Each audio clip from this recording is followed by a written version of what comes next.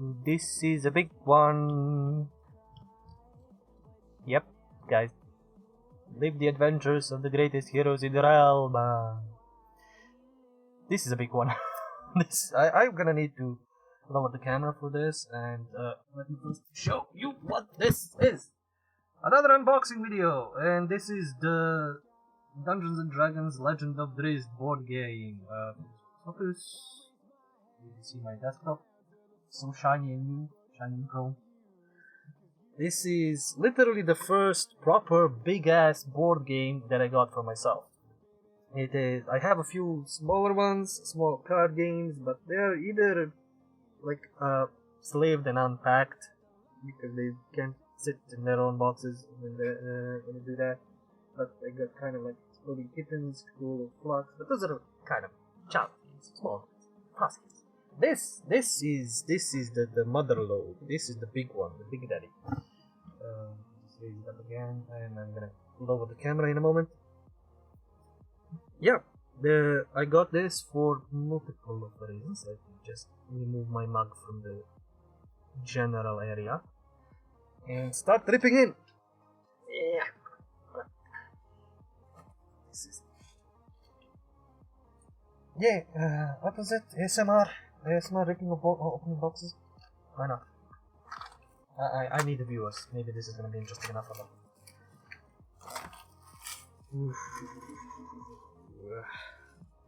That was a virgin game before I did this too far. Can you see it, bro? I think it's glowing a bit too much. Let me adjust the lighting a bit. Wait,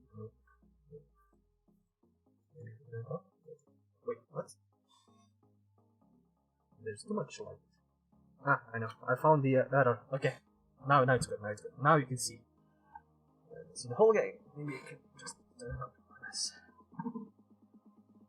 Focus. It's not focusing.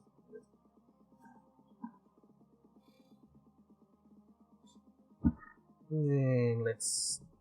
Come on, get up.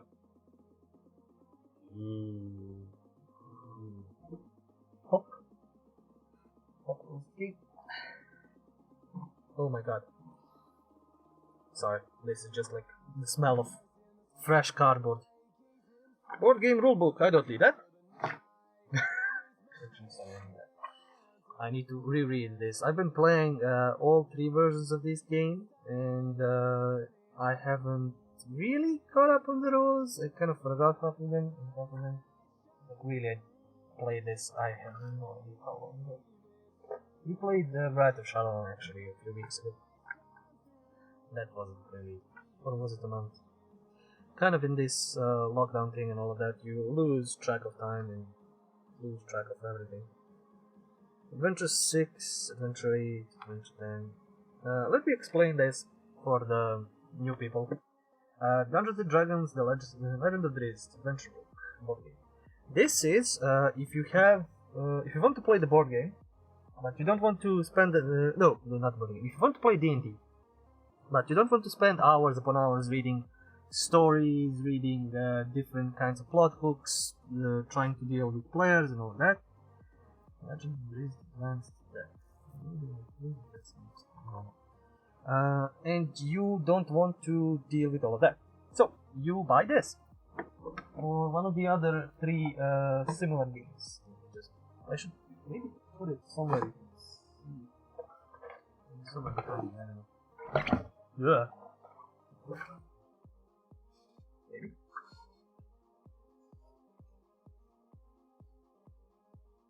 Yep, yeah, you can actually see. I'm a brilliant genius. Light. Maybe like this. Again, you don't want to mess with all of the boring stuff like planning campaigns and all that. You can buy this. This is pretty much a sped up version of regular D&D. You can get these kind of adventure books. One adventure is basically on 1 page, so like Adventure 2 and Adventure 3.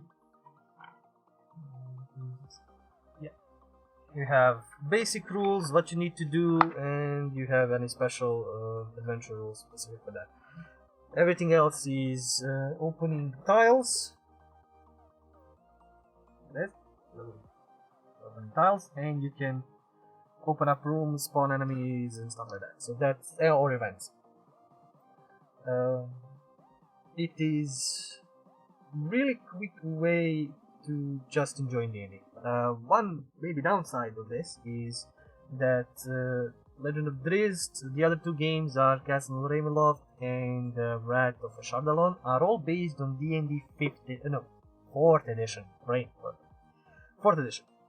Which means the rules kind of have some...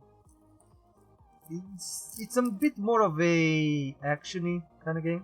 It's not really that roleplay. There is no roleplay. This is basically just, oh, I want to do dungeon crawl. It's that. I can just tell that. It's that. I don't want to roleplay, I just want to dungeon crawl, complete the mission, kick ass, roll dice. Go down. Let's go with cards. It's an unboxing video, I should probably just unbox everything. It's good that the box is actually segmented, so once you do all this, you can put tiles in this place. Figures are here. I'm gonna show you the figures are more beautiful. But yeah, there's simple sequence of play card. Right, I need to switch the light. Nope, it's right. That you can share other players. There are encounter cards that happen during the game. There are traps. There are monsters. Each monsters have a figure. There are players cards. Each player has a class, a race, a power that they can use.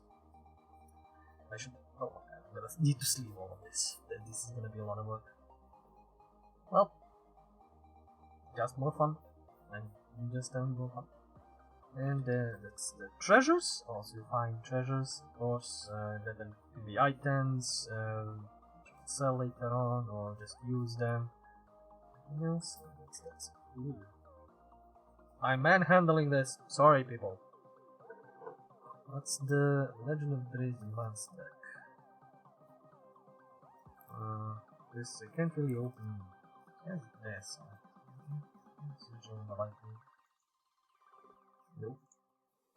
I got a new light, so this is gonna be issues for now.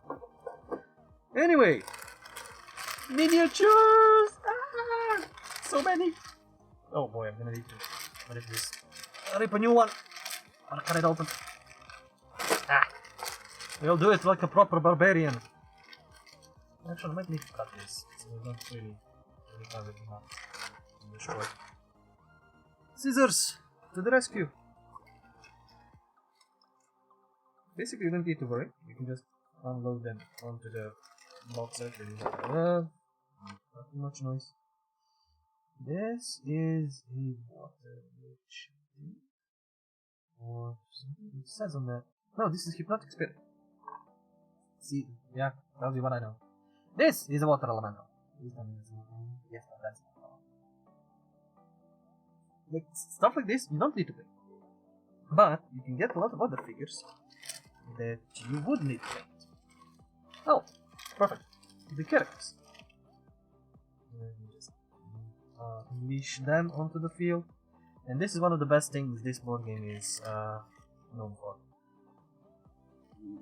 That's maybe understand. The fact, the best thing about this board game, and why I decided to be one of my first like proper board games that I have, is when you buy this, and when you buy Wrath of Shardalon, or when you buy Curse and Ravenloft, all of these characters, and pretty much all of the tiles that you use, and all of the tokens that you can use, and all of the cards, like sequences, like encounters, all of that is interchangeable. Like literally, you can play with these characters in Curse of Strahd or Ravenloft. You can play with the characters from Wrath of Shardalon in this game, or just combine monsters. Just literally shuffle the deck, all of the cards, everything, and spawn them. It's gonna be a bit weird when like you're hunting dragons and suddenly vampires appear, but why not? Fun. You create more fun for characters. I don't know how well this is gonna be. Let's see, using camera. I'm using a web camera, so judge at your own. Yeah, or maybe it's gonna be better if you save me here. This is let's see, Bruenor Battlehammer Dwarf Fighter. Maybe it's gonna focus on me, not in my face. Focus. And we'll go speed. Nope. Nope. Nah. Sorry. This might be a bit perfect. I don't know. But yeah, most of the figures, like unless they're water and or something like that, come not generally fully pre-painted, but in a one color scheme. So you can paint them, top coat it, and then give them proper. Well, oh, wait, is it zooming? Come on. Figure out that there's a face over here and then now focus. Not zoom, focus. So yeah, you have you can paint these and then literally. Oh wait, now it's better. Now it's better. It's better. Hold. Good. I think that's good. As you can later on paint them, add your own stick to them, modify them, do whatever you want. This is like the game is basically 2 sets of cards and all of these miniatures. And after that, after you're like done with playing the base game or the base stuff, and you just pull out these ogres. Big boys! Big ugly boys. Yeah, pretty much every figure is the same, but we don't care. It's this. These are the bosses. I'll leave that for later. I'm gonna unload the big guy now. Room. Okay, so big guy. And I'm going back to the plot. You can use all of these tiles that you get from the game, and I think there are a lot of them. I don't think that's a... Yep. There's... Let me say, this hole which my face goes in and all of that, that hole gets filled with tiles. That is a lot. That's totally a lot. And I think there are even more. Like all the figures go here and all the tiles go here, something like that. So that's kind of a... You can use... Oh, there's a different... Is it customized? Nope, just... Oh, it's blue. Ooh, shiny. I don't have that one. This is gonna go to the collection. If this decides to focus, kind of, nah. I'm gonna need to fix that later on.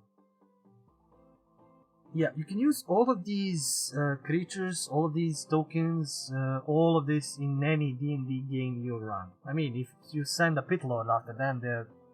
Yeah, this is a ballad. This is almost worse. R2 ballad.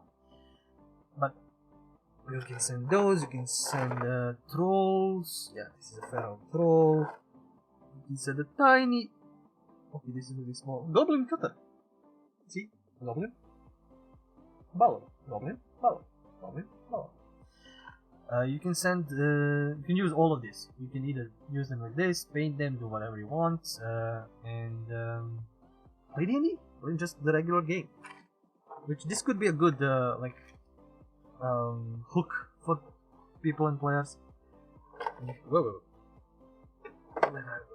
Why are you falling? There. I'm just gonna close it a little bit more. You can see all of that while I'm talking. Yay! Yep. And as I said, this is a good hook for people who don't have enough time to play regular sessions of D&D, because regular sessions of D&D can last for hours, months, days, depending how much you want to play this. This is considered as a... I think it says on the back, and I don't want to flip it over right now. How much...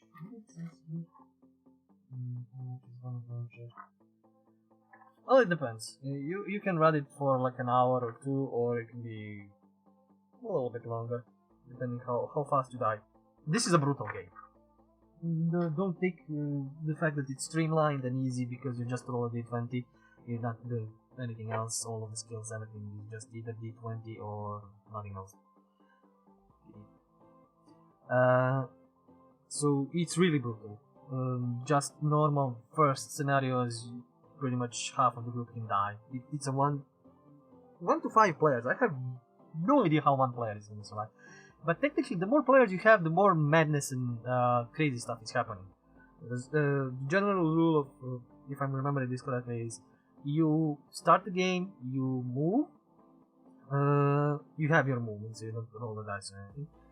And I don't know, that tile is... There's player character tiles. You just flip it for on the other side for like a level up, one level up. But let me go back to the board.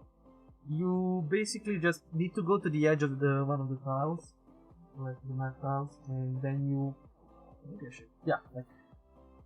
You go here, this is when you start. You need to go to the edge where there is no wall. Here is a wall, but you go open up an area here, or maybe. So...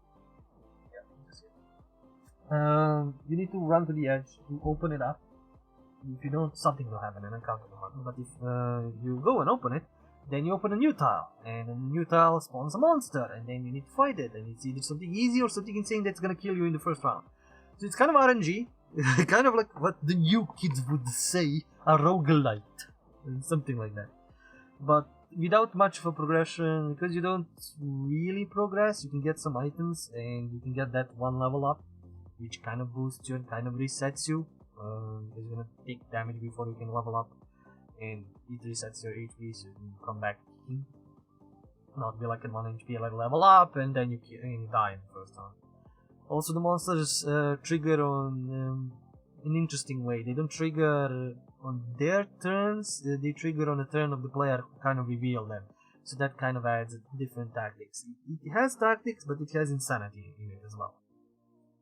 In any case, if you are looking for a D&D game and you don't really have time to play D&D a lot, and you just want to pop a board game, read the 5-minute scenario, see what tiles go where, maybe some monsters go where if there's like a special boss character, this is a perfect game, like literally.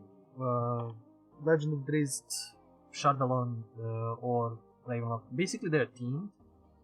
Right of Shardalon, you're chasing a dragon at the end. Castle of Ravenloft, it's vampires mostly. I think this is kind of like basic D&D, especially Drizzt, because it's just standard adventures. You have your standard troll, you have your standard. Well, this can be. This is a raptor. Oh, no, hunting drake. Yeah, hunting drake. You have your goblins. You have your water elementals. Something basic. You don't really need to worry too much about it. But they are deadly. All of them are deadly.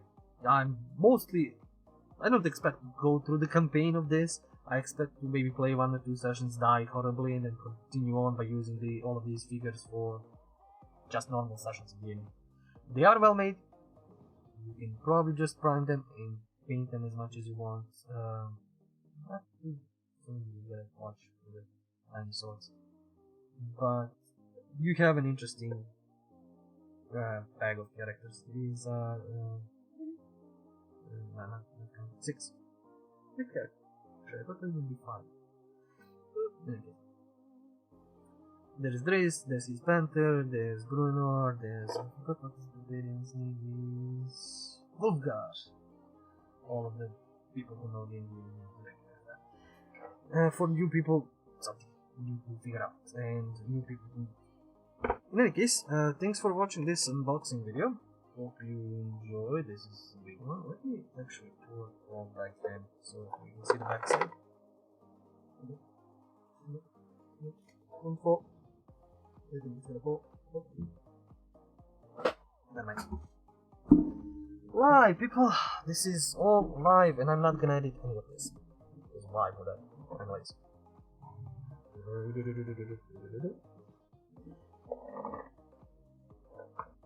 yeah, you can see what's on the back side, and these are the two games that I want to show. Camera? Oh no, no. Ravenlock and Shadow. And yeah, there are character tiles, there are character cards. You don't get this background, you just get tiles. But trust me, for a new and budding GM, yeah, this is a pile of tiles. Trust me, it is that big. For a new GM that wants to like spice it up and not use any more cardboard cutouts or just theater of the mind, this game is it's around. I don't want to lie, but maybe like 70 to yeah, I think around 70 bucks or 70 euros, depending where you are, and also depending how you get it and where you get it from. These are kind of old. This was 4th edition, people, and 5th edition has been around for like I don't know, 5 years maybe. So yeah, this is kind of an old game. It says age 12 plus. Nah, it's easy. You can get your kids to figure this out and play as well. Anybody can play it. Let me just pull it a bit up so you can actually see at least Dungeons and Dragons logo. The old one from the 4th edition. There are newer ones. There is the Dungeon of the Mad Mage, Tomb of Annihilation, I think Temple of Elemental Evil. That should be compatible with this one, at least maybe with the tiles and the monsters. I do not know if it's compatible with all of the rules, because this is 4th edition, and 4th edition was kind of wild in video gaming. It has special powers and all that, but maybe they changed that, tweaked that in the newer boxes. I will maybe see that when I get one of those, if I manage to get enough cash for those, to compare and see.